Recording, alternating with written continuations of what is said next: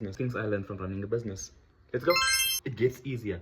When you just start out, it's very difficult because everything is new. It's gonna just throw you all over the place.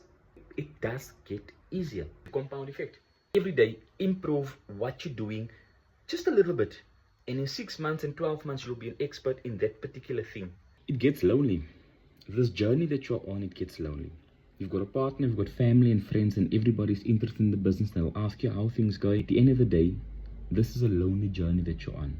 Not a lot of people can understand what you're going through and what's happening in the business and the stress that you've got. Accept it, deal with it. It's part of the journey, and the sooner you accept it, the easier it's going to be. You have to be in business to be in business. That didn't make sense to me when someone said it to me a couple of years back. But when you're in business, there's things you're going to learn, there's things that you're going to come across that you will never ever understand if you're not in business. 90% of what you need to know, you will learn while in business.